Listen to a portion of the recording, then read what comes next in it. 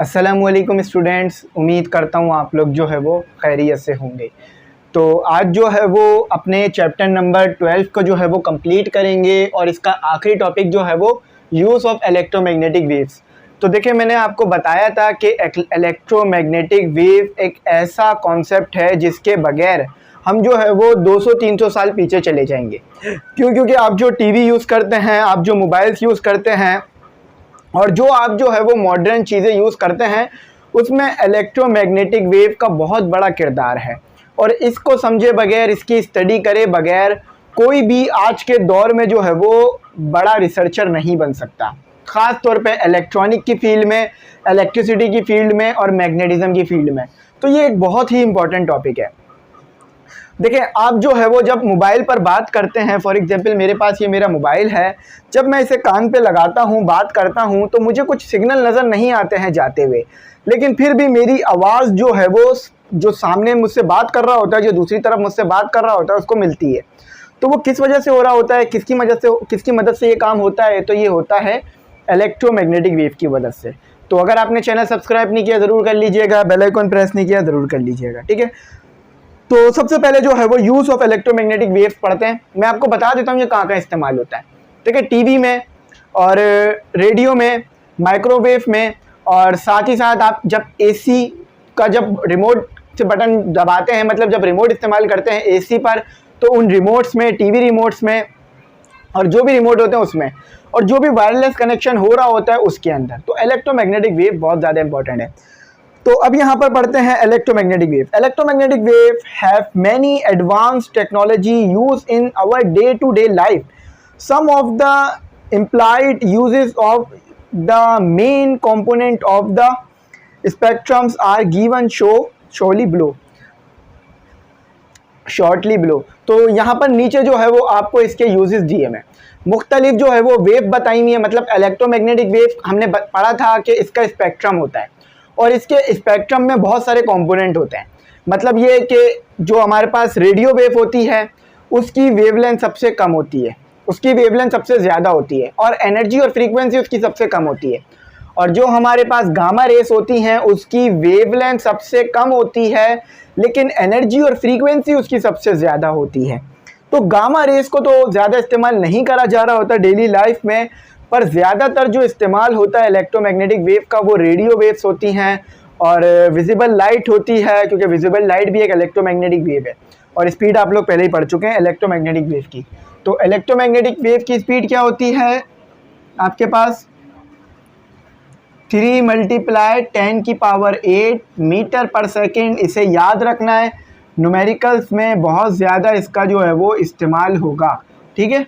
और इसे हम डिनोट करते हैं सी से, ठीक है, सी के सिंबल से सिंबलाइज किया जाता है।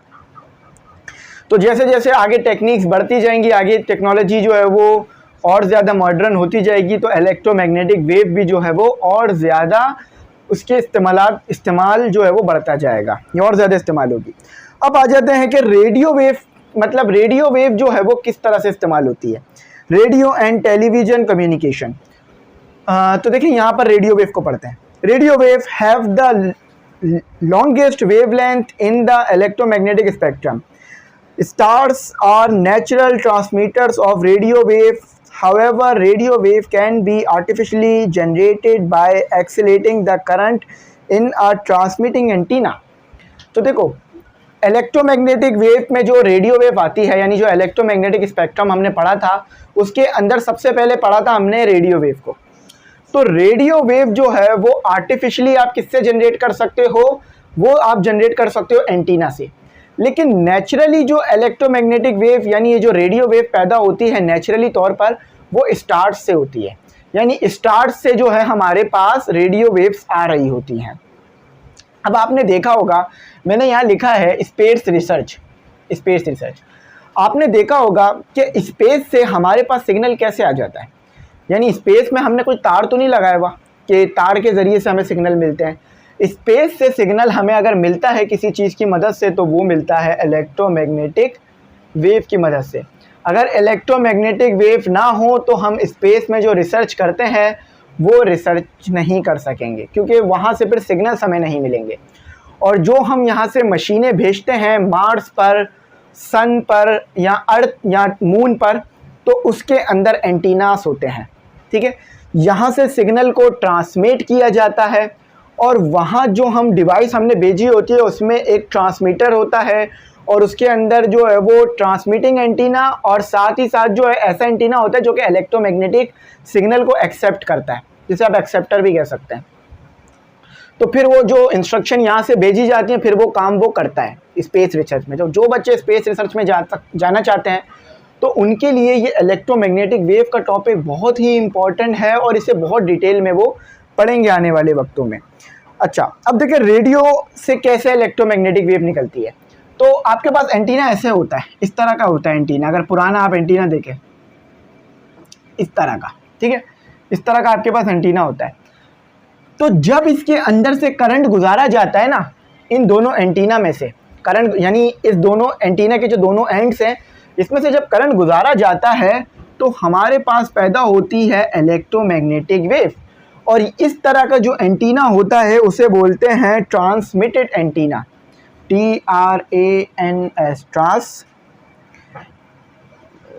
ठीक है, ट्रांसमीटर कहते हैं जिसे, ट्रांसमिटेड एंटीना कह दीजिए या ट्रांसमीटर करने वाला एंटीना, ठीक है। तो इसे ट्रांसमीटर एंटीना कहते हैं, ट्रांसमिटेड एंटीना कहते हैं, ट्रांसमीटर भी कह लीजिए।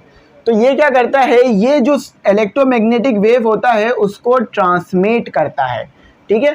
तो ये जो है वो इलेक्ट्रोमैग्नेटिक वेव को ट्रांसमिट करता है। अच्छा, अब वो एंटीना जो कि इलेक्ट्रोमैग्नेटिक वेव को एक्सेप्ट करता है तो उसे जो है वो एक्सेप्टर आप कह सकते हो या एक्सेप्टिंग एंटीना कह सकते हो।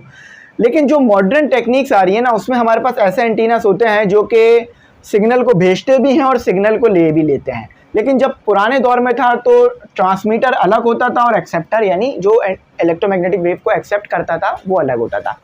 फिर ये एंटीना में जब आपको इलेक्ट्रोमैग्नेटिक वेव मिलती हैं तो फिर वो एम्पलीफायर में जाकर एम्पलीफाई होती हैं, तो उसका कॉन्सेप्ट आ गया हमारे पास। अच्छा, टेलीविज़न में कैसे आती है इलेक्ट्रोमैग्नेटिक वेव?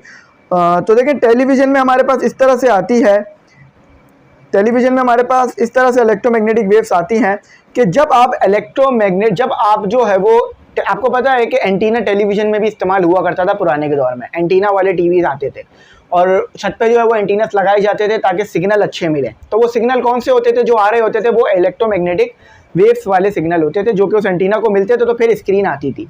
लेकिन आज के दौर में आप जो है वो केबल टीवी का इस्तेमाल कर रहे होते हैं तो जिससे आपको कलर्स भी अच्छे मिलते हैं और काम होता है। तो इस तरह से भी टेलीविज़न में भी इलेक्ट्रोमैग्नेटिक वेव इस्तेमाल होती थी।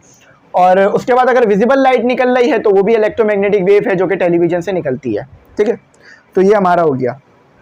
अच्छा, रेडियो वेव जो है वो इंफ्रारेड होती है, यानी उससे पहले आती है। अब पढ़ लेते हैं माइक्रोवेव। तो माइक्रोवेव सबसे ज़्यादा आसान है। माइक्रोवेव्स कहाँ पर इस्तेमाल होती हैं? आपके पास माइक्रोवेव सैटेलाइट टेलीफोन में इस्तेमाल होती है, माइक्रोवेव ओवन में इस्तेमाल होती है और सैटेलाइट टेलीविज़न में इस्तेमाल होती है। अब माइक्रोवेव में कैसे इस्तेमाल होती है कि जब आप कोई चीज़ रखते हो तो उसके अंदर जो है ऐसा मैकेनिज़्म लगाया जाता है। उस मैकेनिज़्म में डिटेल में नहीं जाते हम क्योंकि वो हमें डिटेल में नहीं पढ़ाया गया है। तो उसके अंदर एक ऐसा मैकेनिज़्म होता है जो कि माइक्रोवेव पैदा करता है और माइक्रोवेव आप जानते हैं इलेक्ट्रोमैग्नेटिक वेव है। तो फिर वो जो है हमारे पास ओवन गर्म होता है, माइक्रोवेव गर्म होता है और चीज़ें जो है हमारे पास काम में लिया जाता है। अच्छा, सैटेलाइट में जो है वो माइक्रोवेव का क्यों इस्तेमाल किया जाता है? देखिए सैटेलाइट जो है वो काफ़ी ज़्यादा दूर होती है ज़मीन से, तो माइक्रोवेव के सिग्नल जो है वो ज़्यादा हाई होते हैं, मतलब माइक्रोवेव की एनर्जी ज़्यादा होती है रेडियो वेव से।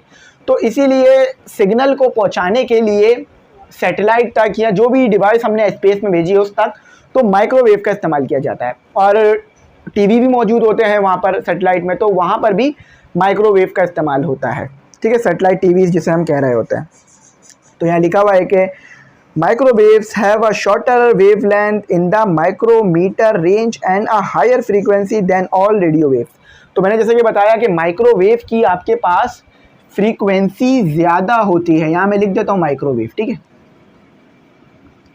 माइक्रोवेव्स, ठीक है। माइक्रोवेव की फ्रीक्वेंसी ज़्यादा होती है, वेवलेंथ कम होती है as compare to radio waves की जो है आपके पास फ्रीक्वेंसी तो कम होती है लेकिन वेवलेंथ ज़्यादा होती है। तो तो इसीलिए सैटेलाइट में मतलब स्पेस रिसर्च में जो है वो माइक्रोवेव को इस्तेमाल किया जाता है, ना कि रेडियो वेव को। ठीक है, तो ये हमारा यहाँ कॉन्सेप्ट है। उसके बाद आ जाता है infrared. 1000 electrical appliances, television, controllers and instructor alarm. अच्छा देखें, आपके पास जो इंफ्रारेड वेव होती हैं वो सबसे ज़्यादा कहाँ इस्तेमाल हो रही होती है? मोबाइल्स में। ठीक है, मोबाइल जो होते हैं, मोबाइल्स में बोल रहा हूँ, अब रिमोट्स में, जो आपके पास रिमोट्स होते हैं ना, टीवी के रिमोट्स हो गए, आपके पास अगर एलसीडी है, एलईडी है, या सिंपल टीवी है जो कि वो बॉक्स टाइप होता है, वो है, तो जब आप उसका रिमोट दबाते हो, रिमोट का जब कोई बटन दबाते हो तो उसमें एक इलेक्ट्रोमैग्नेटिक वेव निकलती है, सामने जो बल्ब लगा होता है ना वो उससे, और वो टीवी में जाती है, तो फिर आप जो उसको इंस्ट्रक्शन देते हो वो काम होता है। अगर आपने गौर किया हो तो जब आप रिमोट दबाते हो तो फ़ौरन ही जो है वो टीवी आपकी इंस्ट्रक्शन को ले लेता है। फॉर एग्जांपल, आपने जो है वो चैनल 8 देख रहे थे, ठीक है, चैनल 8 देख रहे थे, चैनल 8 आप वॉच कर रहे थे, आप चाहते हो कि चैनल 9 चले, तो आप क्या करोगे? आप जो है वो रिमोट पे 9 वाला बटन प्रेस करोगे। तो जैसे ही आप बटन प्रेस करोगे तो रिमोट से जो है वो वेव निकलेगी और टीवी में जाएगी और आपका सिग्नल उधर पहुंचेगा, और चैनल 8 जो है वो अब चैनल 9 पर स्विच हो जाएगा। इसी तरह से वॉल्यूम कम कर सकते हो, वॉल्यूम ज़्यादा कर सकते हो। अच्छा, अगर आप इन रिमोट से निकलने वाली वेव को देखना चाहते हो तो आप बिल्कुल देख सकते हो। आपको क्या करना होगा? अपने मोबाइल का जो कैमरा है वो ऑन करना होगा और फिर उस रिमोट का जो बटन है वो प्रेस करना होगा। तो जब आप रिमोट का बटन प्रेस करोगे तो कैमरे में वो आपको इंफ्रारेड वेव्स जो हैं वो नज़र आ रही होंगी, कैमरे में आपको इंफ्रारेड वेव्स जो हैं वो नज़र आ रही होंगी। तो आई होप मेरी बात समझ में आ गई होगी। ये एक्सपेरिमेंट आप घर पे कर भी सकते हैं कि, और इससे मोबाइल ख़राब भी नहीं होगा आपका। ठीक है, मोबाइल लीजिएगा, उसका कैमरा ऑन कीजिएगा और उसके सामने ऐसे करके रिमोट चलाइएगा, कैमरे के मोबाइल के सामने, मोबाइल के कैमरे के सामने, तो फिर आप जो है वो देख सकोगे। ठीक है, और भी बहुत ज़्यादा इस्तेमाल है इसके। रेडियो वेव के हाई-फाई में इस्तेमाल होती है, इंफ्रारेड वेव जो है वो हाई-फाई में इस्तेमाल होती है, और भी बहुत जगह पर इसके जो है वो इस्तेमाल है। अच्छा, ह्यूमन बॉडी से भी इंफ्रारेड वेव निकलती है, सन से भी आपको इंफ्रारेड वेव्स मिल रही होती हैं और ह्यूमन बॉडी से भी आपको इंफ्रारेड वेव्स निकलती है। अभी अगर मैं बात कर रहा हूँ, वर्क कर रहा हूँ, तो मेरी बॉडी से भी इंफ्रारेड वेव्स निकल रही हैं। अच्छा, इंफ्रारेड की जो फ्रीक्वेंसी होती है एज़ कंपेयर टू माइक्रोवेव, अगर मैं माइक्रोवेव के कंपैरिजन में देखूँ, मैं यहाँ मिटा देता हूँ, माइक्रोवेव के कंपैरिजन में देखूँ तो इसकी फ्रीक्वेंसी जो है वो कम होगी माइक्रोवेव की, और वेवलेंथ ज़्यादा होगी। लेकिन इंफ्रारेड की जो वेवलेंथ है, इंफ्रारेड की जो वेवलेंथ है वो ज़्यादा कम होगी और फ्रीक्वेंसी ज़्यादा होगी। ठीक है, इंफ्रारेड की जो वेवलेंथ है, फ्रीक्वेंसी ज़्यादा होगी, वेवलेंथ कम होगी। ठीक है, जब जितनी छोटी वेवलेंथ हो जाएगी उतनी ज़्यादा फ्रीक्वेंसी बढ़ती चली जाएगी। ठीक है, तो आई होप ये बात आपको यहाँ पर समझ में आ गई होगी।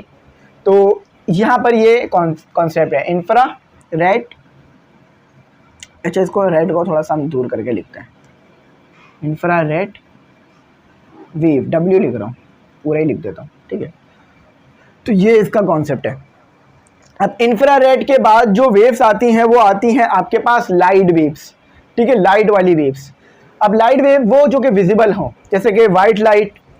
वाइट लाइट तो आपको पता है ये पूरा का पूरा स्पेक्ट्रम होता है 7 कलर्स का, जो कि हमने उसका एक्रोनियम भी पढ़ा था, violet, indigo, blue, green, yellow, orange, red. ठीक है, अच्छा, तो लाइट क्या है? लाइट आपके पास ये भी एक जो है वो इलेक्ट्रोमैग्नेटिक वेव है, और इसकी स्पीड कितनी होती है? सेम, इतनी ही होती है। जब इलेक्ट्रोमैग्नेटिक वेव है तो स्पीड तो सेम ही होगी ना। अच्छा, ऑप्टिकल फाइबर। अच्छा, ऑप्टिकल फाइबर पढ़ रहा हूँ, पहले लाइट वेव पढ़ लेते हैं।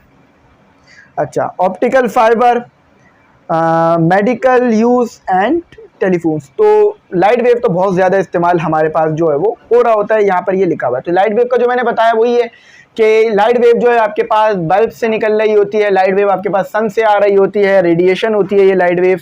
ठीक है, और लाइट वेव आपके पास मुख्तलिफ कलर्स की होती हैं।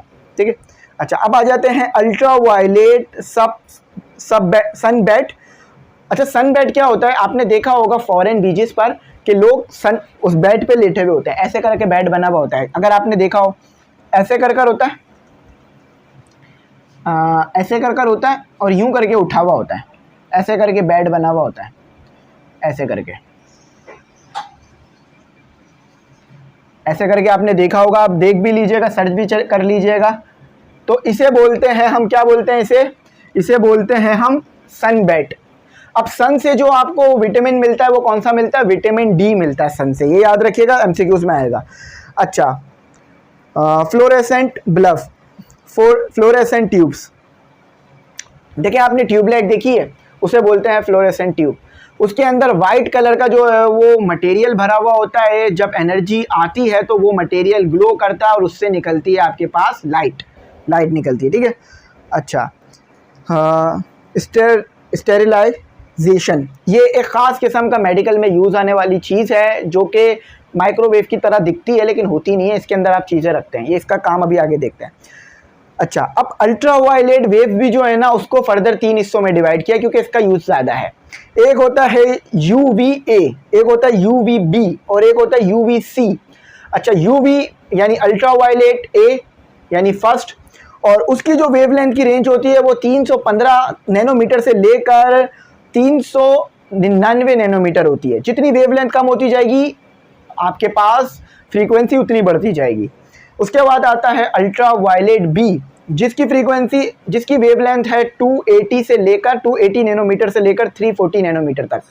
उसके बाद आती है UVC, उसकी जो वेवलेंथ है आपके पास वो 100 नैनोमीटर से लेकर 279 नैनोमीटर है। अब सबसे जो कम वेवलेंथ है ना इसमें हमारे पास, वो है UVA, और UVA जो है वो ज़्यादातर घरेलू चीज़ों में इस्तेमाल होती है क्योंकि इसकी जो एनर्जी है वो कम होती है, फ्रीक्वेंसी और एनर्जी कम होती है इसकी। अब देखें, इसका देखते हैं, यूज़ का देखते हैं। Very hot object such as the sun emit radiation beyond the violet end of the visible spectrum. तो वॉयलेट के बाद जो आपके पास रेंज शुरू होती है ना, वो वॉयलेट के बाद जो आपके पास रेंज शुरू होती है ना, वॉयलेट एक विजिबल लाइट है, उस लाइट के बाद जो आपके पास रेंज शुरू होती है वो अल्ट्रा वायलेट लाइट होती है, ठीक है। तो अगर कभी भी पूछ ली जाए कि अल्ट्रा वायलेट लाइट से पहले कौन सा कलर आता है, तो आपको बताना है वॉयलेट कलर आता है, ठीक है। अच्छा, known as ultra violet radiation बहुत ज़्यादा इस्तेमाल है इसका मेडिकल में भी। The ultra violet is also produce by passing an electric current through the mercury vapours in the tube. तो जो मर्करी वेपर ट्यूब में डला हुआ होता है, जब उसमें से करंट पास किया जाता है तो ग्लो होता है, जलता है, और उससे फिर इलेक्ट्रोमैग्नेटिक वेव निकलती हैं, और वो इलेक्ट्रोमैग्नेटिक वेव्स होती हैं अल्ट्रा वायलेट ए, और जिसकी फ्रीक्वेंसी होती है 315 से लेकर 399 नैनोमीटर की। अच्छा, ultra violet radiation is further divided into 3 band, यानी ये अल्ट्रा वायलेट, अगर आपसे कोई पूछे ना टोटल अल्ट्रा वायलेट कहाँ से शुरू होकर कहाँ ख़त्म होती है, तो आप बताएंगे 315 से शुरू होती है और 279 पे ख़त्म होती है, और फिर उसके ABC पार्ट कर दिए गए हैं। तो जो इस्तेमाल का हिस्सा होता है वो इस्तेमाल कर लेते हैं और उसके ऊपर स्टडी करते हैं फिर। अच्छा, UVA सबसे कम एनर्जी वाली होती है, UVB उसके बाद, और UVC उससे ज़्यादा, सबसे ज़्यादा एनर्जी वाली UVC अल्ट्रा वायलेट जो है वो रेडिएशन होती है। अच्छा, UVA जो है ना वो आप इस्तेमाल करते हैं सनबेड में नहीं इस्तेमाल करते, UVA आप इस्तेमाल करते हैं लाइट में, ठीक है। लैंप में आपने लैंप देखा होगा ना, लैंप और बल्ब और वो ट्यूबलाइट, उसमें UVA निकल रही होती है अल्ट्रा वायलेट रेडिएशन। UVB ये जो रेडिएशन है वो मिलती है आपको सन पे लेटने की वजह से, मतलब जब आप सन बेड पे लेटते हैं ना तो उस वक्त जो आपको रेडिएशन मिलती है वो मिलती है UVB, ठीक है। UVB रेडिएशन होती है वो सन बेड पे जब आप लेटते हैं। यहाँ समझ लीजिए सन के सामने होके लेट जाए, मतलब सूरज की धूप आ रही है, आप लेट जाए वहाँ पे, तो वो UVB मिल रही होगी आपको, और उससे फिर विटामिन डी मिलता है। अब ज़्यादा देर लेटे रहेंगे तो फिर बीमार पड़ जाएंगे, बुखार हो जाएगा, टेम्परेचर बहुत हाई हो जाएगा। अब आखिर में आता है UVD, तो UVC। अब UVC का इस्तेमाल जो है वो क्या है, UVC are used to sterilise food and medical equipment in hospital. तो UVC का इस्तेमाल जो है वो मेडिकल में इस्तेमाल होता है, इसका ज़्यादातर मेडिकल में इस्तेमाल है क्योंकि इसकी फ्रीक्वेंसी ज़्यादा है, एनर्जी ज़्यादा होती है, और फूड स्टेरिलाइज करने में इसका इस्तेमाल होता है। आप इसको देख लीजिएगा, आपको पता चल जाएगा। अच्छा, एप्लीकेशन ऑफ एक्सरे। अब अल्ट्रा वायलेट लाइट के बाद, अल्ट्रा वायलेट इलेक्ट्रोमैग्नेटिक वेव के बाद आती है आपके पास एक्सरे। एक्सरे भी आपके पास एक इलेक्ट्रोमैग्नेटिक वेव है। देखो भाई, ये आपके पास है न्यूक्लियस, ठीक है, ये न्यूक्लियस है, बड़ा सा बना रहा हूँ, और ये इलेक्ट्रॉन का शेल बना दिया मैंने। शेल में जो है वो इलेक्ट्रॉन होंगे, एटम का शेल बना दिया, इसमें जो है वो इलेक्ट्रॉन होंगे। मैं जो है वो प्रॉपर फिल नहीं कर रहा हूँ, ऑर्बिट शेल्स को बस एक अंदाजे से फिल कर रहा हूँ, ठीक है, दो तो ये हो गया न्यूक्लियस। अब कोई इलेक्ट्रॉन अगर न्यूक्लियस के पास से गुजरेगा ना, समझ लो ये शेल है, अब इस शेल को इग्नोर कर दो, सिर्फ न्यूक्लियस को देखो, ठीक है। अक्सर जो है वो डायरेक्ट न्यूक्लियस बना दिया जाता है ना, बच्चे कंफ्यूज हो जाते हैं। अब समझो न्यूक्लियस में आपके पास होता है न्यूट्रॉन, प्रोटॉन, और न्यूट्रॉन के अंदर भी इलेक्ट्रॉन प्रोटॉन मौजूद होता है। अब जब कोई इलेक्ट्रॉन जो है अगर न्यूक्लियस के पास से गुजरेगा तो एनर्जी निकलेगी, क्योंकि न्यूक्लियस जो है वो इलेक्ट्रॉन को अपने पास खींचेगा, क्योंकि न्यूट्रॉन पे पॉजिटिव चार्ज होता है, इलेक्ट्रॉन पे नेगेटिव, तो ये एक दूसरे को अट्रैक्ट करते हैं, ठीक है। तो जब ये इलेक्ट्रॉन गुजरेगा न्यूट्रॉन के पास से, न्यूक्लियस के पास से, तो क्या होगा, न्यूक्लियस के पास से गुजरने की वजह से इलेक्ट्रॉन स्लो हो जाएगा। तो जब भी कोई चीज़ स्लो होती है तो वो एनर्जी लूज करती है, जब भी स्लो होती है ना। फॉर एग्जांपल आप जिम में गए, तो जब जिम में शुरू में गए थे तो 10-10 किलो का वेट उठा रहे थे, 1-2 घंटे करने के बाद इतने थक गए हैं कि 2 किलो का वेट भी नहीं उठ रहा, तो क्या हुआ, एनर्जी आपने लूज करी। तो जब आपने एनर्जी लूज करी तो इसी तरह इलेक्ट्रॉन भी एनर्जी लूज करता है। तो ये जो एनर्जी होती है ना, ये होती है आपके पास एक्स रे। अब इसको प्रोड्यूस करने का एक पूरा प्रॉपर प्रोसेस है जो कि 1-1.5 घंटे का है, या समझ लीजिए आधे घंटे का तो कम से कम है समझाने का, लेकिन इन शॉर्ट वो ये चीज़ है, इन शॉर्ट बता दूं तो वो ये चीज़ है। इसको डिटेल भी स्टडी करेंगे इंशाल्लाह, ठीक है। तो इस तरह से आपकी निकलती है, इस तरह से आता है आपके पास एप्लीकेशन ऑफ एक्सरे। अब एक्सरे सबसे ज़्यादा कहाँ इस्तेमाल होती है, अक्सर लिखा हुआ देखा होगा, कराची एक्सरे और हॉस्पिटल में एक्सरे मशीन, तो उधर ये इस्तेमाल होता है। एक्सरे जो है वो टूटी हुई हड्डियों को बताता है, फ्रैक्चर हड्डियों को। फॉर एग्जांपल एक हड्डी है, ये एक हाथ की हड्डी समझ लो, ठीक है, ये एक हाथ की प्रॉपर हड्डी समझ लो, इतनी अच्छी डायग्राम नहीं बनेगी शायद, लेकिन ये एक हड्डी है, ये बिल्कुल ठीक है, कोई भी इसमें टूटा हुआ नहीं है, ये हड्डी बिल्कुल ठीक है। तो इसका एक्सरे क्या आएगा, बिल्कुल एज इट इज बच जाएगा, ठीक है। ये इसमें हड्डी ये बना लो, चलो हड्डी ये ले लो, ये जो मैंने कलर की है ना, ये आपके पास एक हड्डी है, हाथ की हड्डी है। हाथ में आपकी हड्डियाँ होती है ना, गोश, फिर गोश होता है, उससे पहले हड्डी होती है, तो ये आपकी हाथ की हड्डी है बीच में। तो इसमें कोई भी टूटा हुआ नहीं है, कोई भी क्रैक नहीं है। तो एक्सरे जब लोगे तो एक्सरे की जो रेडिएशन है ना, वो आपके गोश में से तो पास हो जाएगी, लेकिन हड्डी में से पास नहीं हो पाती। इसीलिए फिर जब वो एक्सरे का जो शीट होती है उसके ऊपर आपकी हड्डी आ जाती है, क्योंकि उससे जब कोई चीज़ पास ही नहीं हो पाएगी इस चीज़ में से, तो फिर पीछे क्या आएगा, शेडो, जैसे कि नज़र भी आ रहा होगा, शेडो आ रही है, क्योंकि लाइट हाथ में से आर पार नहीं हो पा रही, तो इसलिए शेडो बन गई है। अगर लाइट आर पार हो जाएगी हाथ में से तो शेडो नहीं बनेगी, इसीलिए लाइट यहाँ रुक रही है तो वहाँ शेडो बन रही है। तो एक्सरे में भी यही होता है कि एक्सरे की जो रेडिएशन है वो हाथ से पास नहीं हो पाती, जिसकी वजह से क्या होता है कि उस हड्डी का शेडो आ जाता है। लेकिन फॉर एग्जाम्पल खुदा ना खास्ता ये हड्डी टूट जाए, ये हड्डी टूट के ऐसे हो जाए, टूट के अक्सर ऐसे हो जाती है ना, हड्डी ऐसे हो जाती है, आगे पीछे एक्सीडेंट होता है, या कभी कभार हड्डियाँ कमज़ोर हो जाती हैं, टूट जाती है। अब जब इसका एक्सरे लिया जाएगा ना, तो यहाँ पर जहाँ हड्डी होनी चाहिए थी ना, यहाँ पर गैप है, तो यहाँ से क्या होगा, यहाँ से पास हो जाएगी एक्सरे, और फिर इस तरह की डायग्राम बनी हुई, इस तरह के जो है ना फोटो बनी हुई आएगी एक्सरे की शीट पर, एक्सरे शीट पर, तो जिससे पता चल जाएगा हड्डी टूटी हुई है। क्यों, क्योंकि हड्डी टूटी हुई होगी तो गैप आ जाएगा बीच में, या अगर क्रैक भी आया हुआ तो भी गैप आ जाएगा, तो वो फिर वहाँ से एक्सरे पास हो जाएगी, और फिर एक्सरे की जो शीट है उस पर आपकी हड्डी टूटी हुई मिल जाएगी। इस तरह काम होता है। तो अल्लाह ताला जो है वो सबको अपने हिफ्ज़-ओ-अमान में रखे और कभी एक्सरे कराने की शायद ज़रूरत ना पड़े। लेकिन फिर भी अगर कभी ज़िंदगी में मुसीबत आ जाए, हड्डी टूट जाए या कुछ भी हो जाए, बर्दाश्त ही इसका सबसे बेहतरीन हल होता है, और सब्र, ठीक है। तो ये होता है एप्लीकेशन ऑफ एक्सरे, बिल्कुल डिटेल में जाके बता दिया, आई होप अब नहीं भूलेगा कोई स्टूडेंट, ठीक है।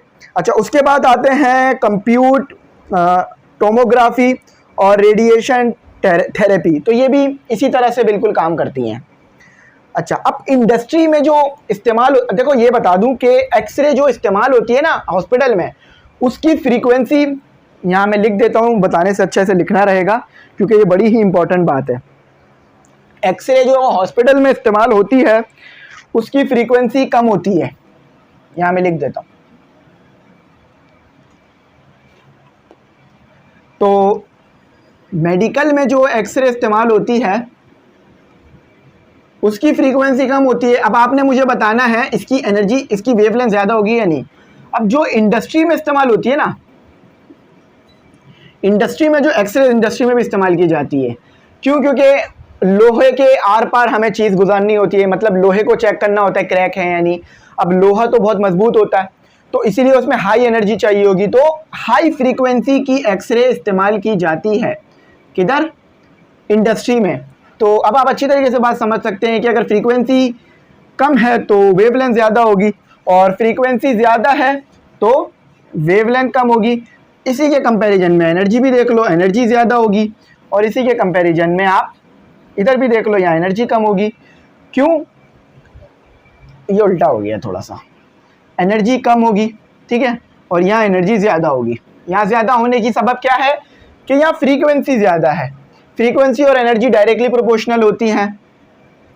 ये अभी आपने इक्वेशन पढ़ी नहीं है, E = hf, ये अभी नहीं पढ़ी है आपने, लेकिन ये देख लो इसको कि E डायरेक्टली प्रोपोर्शनल f, ठीक है, और f जो है वो इन्वर्सली प्रोपोर्शनल होता है लैम्डा के।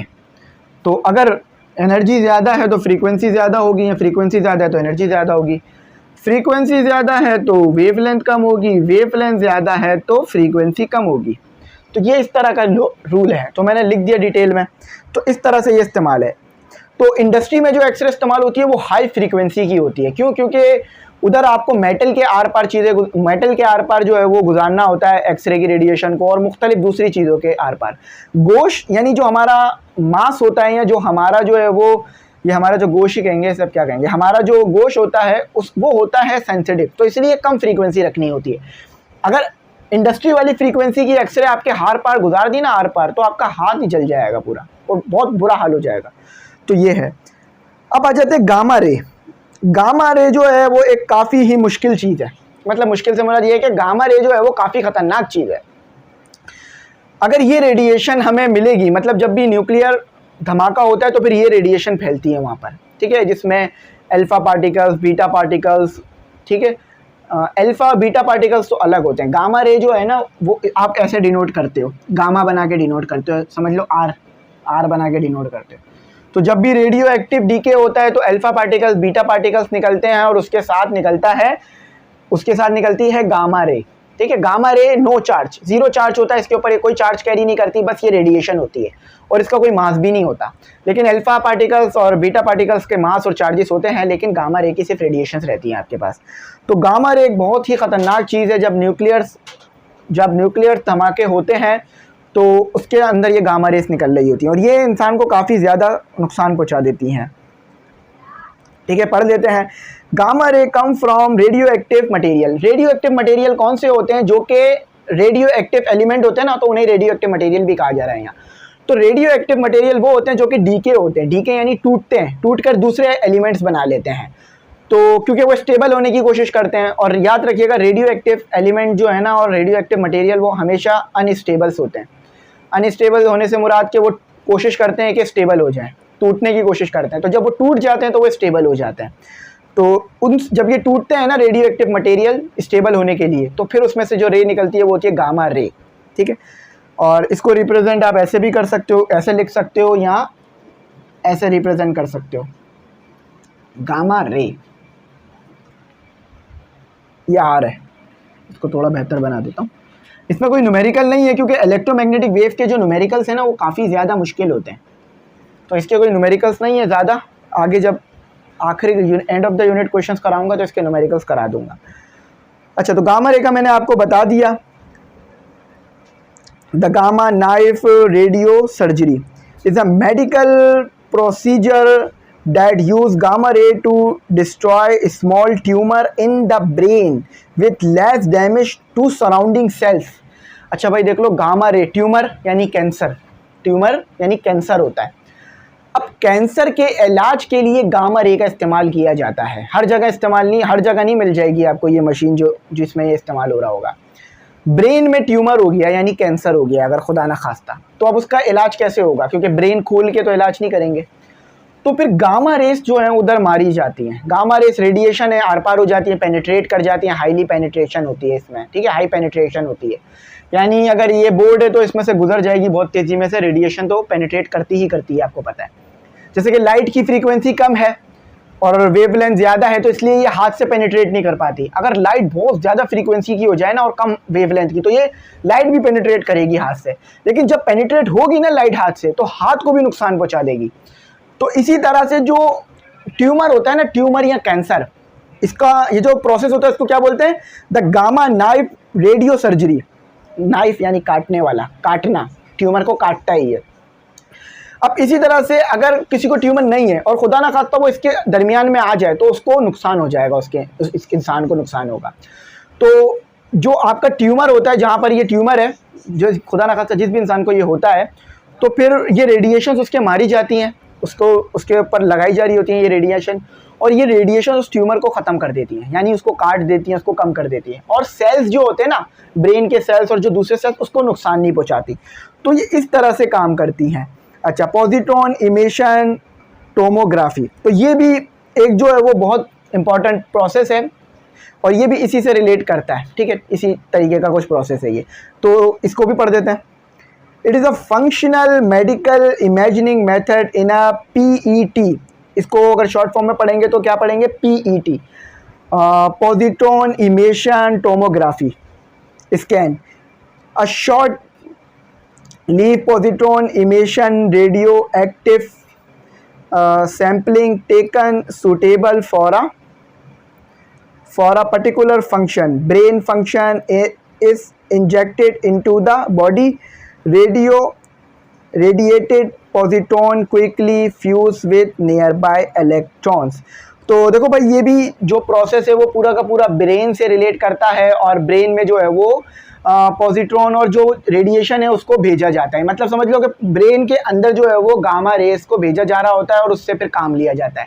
जैसे कि मैंने अभी उसमें पढ़ाया, the gamma knife radio surgery, ये उसी तरह की कोई चीज़ है, ठीक है। तो यहाँ पर ये टॉपिक जो है वो हमारा ख़त्म हुआ। मैंने इन डिटेल तमाम चीज़ें एक्सप्लेन कर दी। मैं बता देता हूँ कि आज की वीडियो में हमने क्या क्या पढ़ा। हमने एप्लीकेशन ऑफ एक्सरे पढ़ा, एप्लीकेशन ऑफ गामा रे पढ़ा, उसके बाद जो है वो अल्ट्रा वायलेट पढ़ी और उसकी यूजेस और एप्लीकेशन, लाइट का पढ़ा हमने, इंफ्रारेड पढ़ा, माइक्रोवेव्स पढ़ा, और सबसे पहले पढ़ा था रेडियो वेव्स, जो कि सबसे कम फ्रीक्वेंसी और सबसे ज़्यादा वेवलेंथ की होती है। तो आई होप मेरी बात समझ में आ गई होगी। एक आखिरी बात याद रख लीजिए कि ये जो इलेक्ट्रोमैग्नेटिक वेव्स होती हैं, इसमें सबसे ज़्यादा फ्रीक्वेंसी आती है आपके पास गामा रे की, और सबसे छोटी वेवलेंथ आती है आपके पास गामा रे की, और सबसे बड़ी वेवलेंथ आती है रेडियो वेव की, और सबसे कम फ्रीक्वेंसी आती है, सबसे बड़ी वेवलेंथ आती है रेडियो वेव की, सबसे कम फ्रीक्वेंसी आती है रेडियो वेव की। तो आई होप आपको मेरी बात समझ में आ गई होगी। कुछ ऐसा नहीं होगा जो समझ नहीं आया होगा। अगर फिर भी कुछ भी समझ ना आया हो तो पूछ लीजिएगा, कमेंट सेक्शन में कमेंट कर दीजिएगा, मुझसे पूछ लीजिएगा, मैं इंशाल्लाह बता दूंगा। तो ये जो प्रोसेस हमने पढ़े, ये पेपर में आ सकते हैं, आपसे पूछे जा सकते हैं, तो इसकी तैयारी कर लीजिएगा। व्हाट्सएप नंबर स्क्रीन पर है, ग्रुप में ऐड होना चाहें तो हो सकते हैं। Thanks for watching. अल्लाह हाफिज़। अपनी कीमती दुआओं में ज़रूर याद रखें।